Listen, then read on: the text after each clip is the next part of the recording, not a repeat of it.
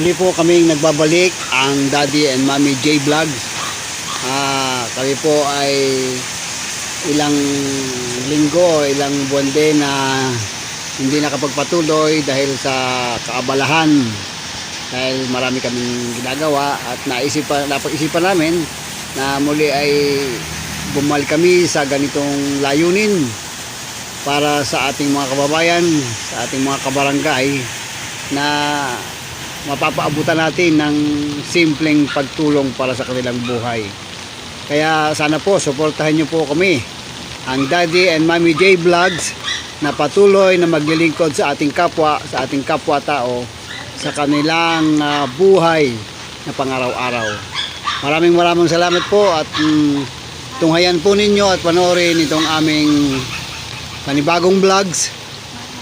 At kami po ay humihingi ng paumanhin kung kami man po ay napatigil.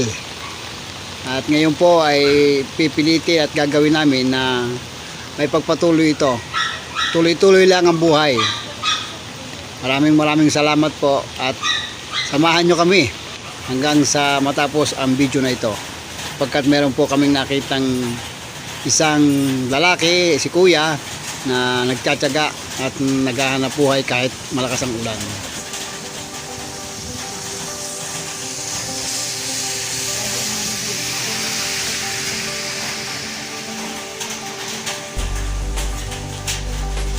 Magandang umaga sa inyo lahat. Ngayon pong araw na ito ay linggo at meron po kami nakitang isang nagtitinda, si Kuya, na talagang kahit malakas ang ulan, siya po ay sumusugod dahil dala raw po ng pangailangan, dahil siya po ay mayroong 4 na anak at talagang po makikita po natin sa kanya na talaga siya nagsisikap at parehas po siyang lumalaban sa takbo ng buhay. Dahil marami po sa iba na may mga pamilya, may mga lakas ng katawan, pero hindi po nila ginagamit. Pero ito pong si Kuya na aming nakita na ngayon po ay nandito at nagtitinda siya ng mga bawang na niripak, mga paminta, mga insenso, kamangyan, basta yung pong kanyang mapapagkakitaan araw-araw, dahil dito lamang po niya kinukuha ang kanyang kinabubuhay. At narito po siya, at po siya kakausapin. Ito po siya. Okay, magandang umaga sa iyo. Ano ba pangalan mo, Kuya? Mark po. Mark? Ako. Mark ano? Ligado. Mark Francis Ligado. Mark Francis Ligado. Ikaw ba matagal ka lang ganyan ang hanap buhay? Opo. Ibig sabihin, magkano naman kinikita mo sa isang araw?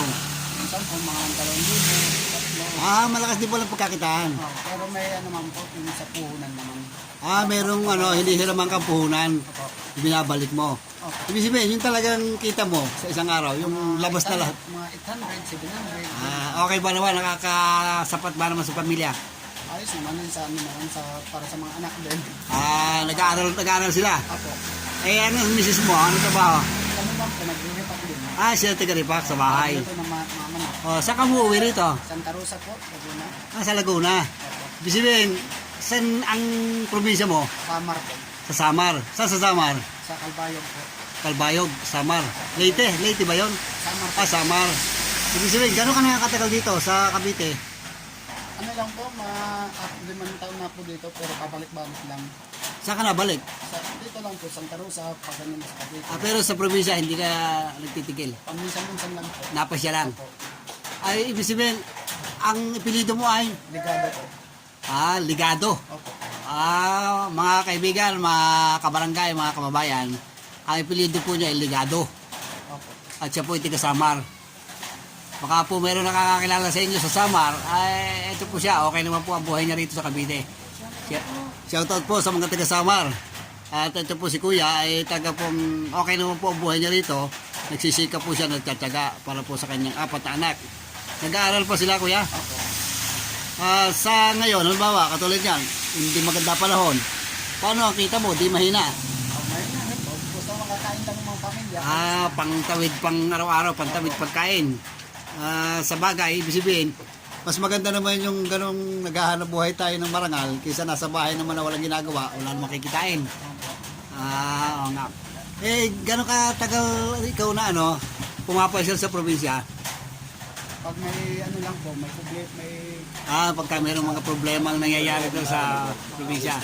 Buhay pa yung mga nanay tatay mo? wala na po. Wala. Kanin ko na lang. Mga tiyahin na lang. Mga tiyahin na lang. Ako. Bali, ilan ang anak mo nag-aaral? 4? Tatlo po. Isang, Ano? padalawang taon pa lang. Isa. Yung isa, anong grade na? Grade 4. Ah, Grade 3. ah, Grade 1. magkano naman ang kapital mo dyan? Hindi po. Tapos, Ano lang. Rolling lang. pinapaikot-ikot. Ulit.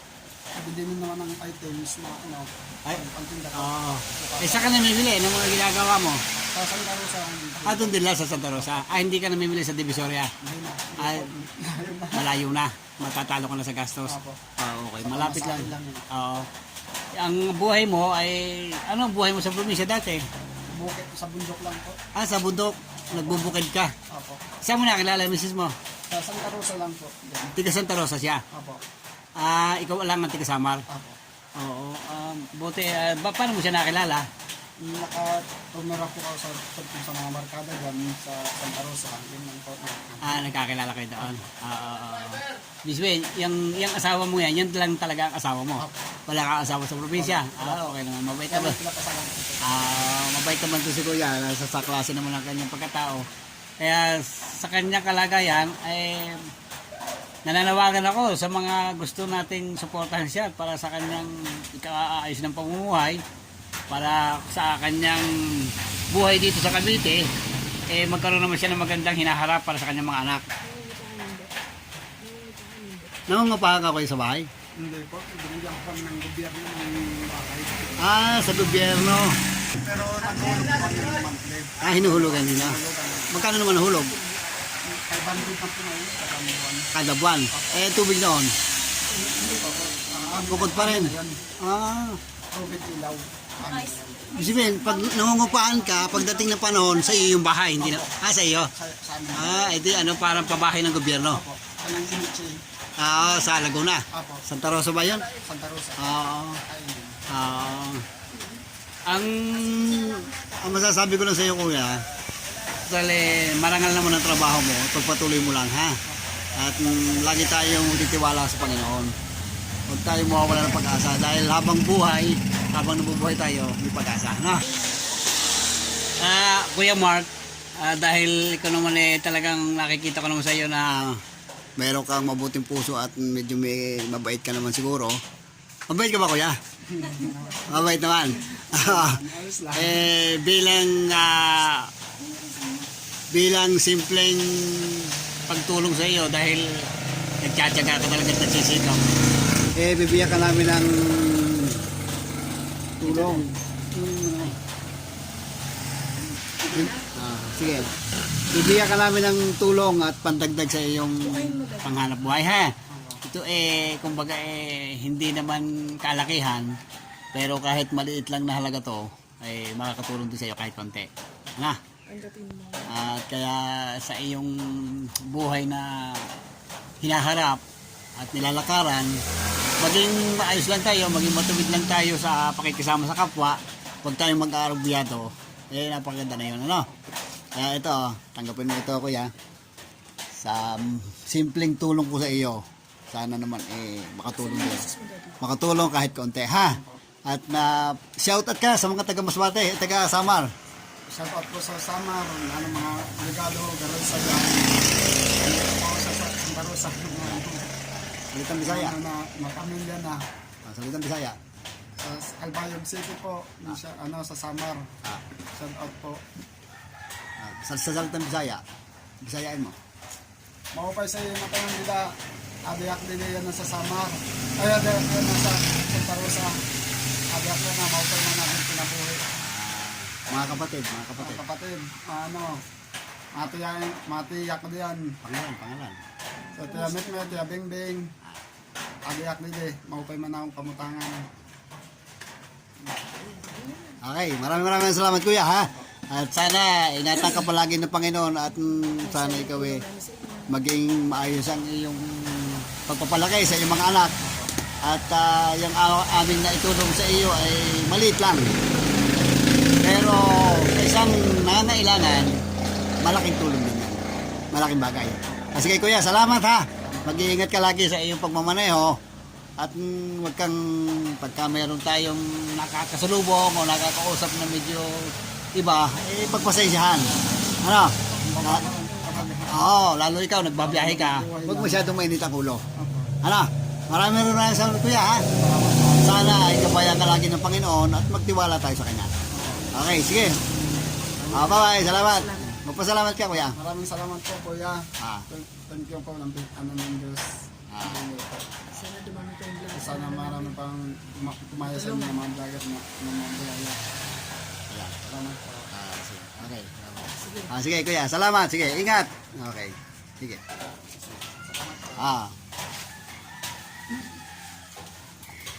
Ito po si kuya at siya po ay paalis na. At kahit na sa kabila ng sama ng panahon, patuloy siyang naghahanap buhay. Ito po. At medyo hindi pa po umaandar yung kanyang motor. Talaga pong sa buhay na kanyang pinakaharap, talaga siya nagtsatsaga. At sana naman po ay hindi siya maabot ng malakas na ulan. Bakit kuya? Ayaw mandar?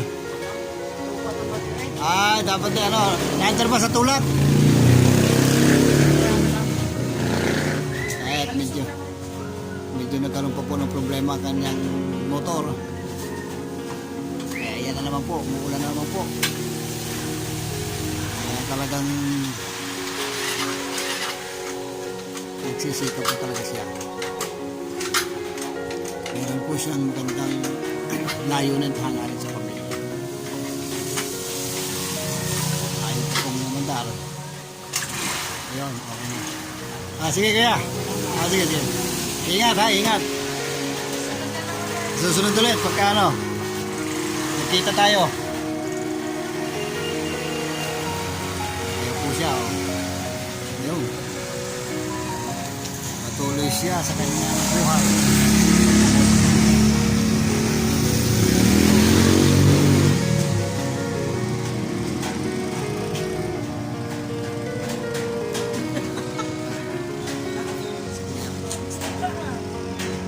Okay, maraming salamat po. At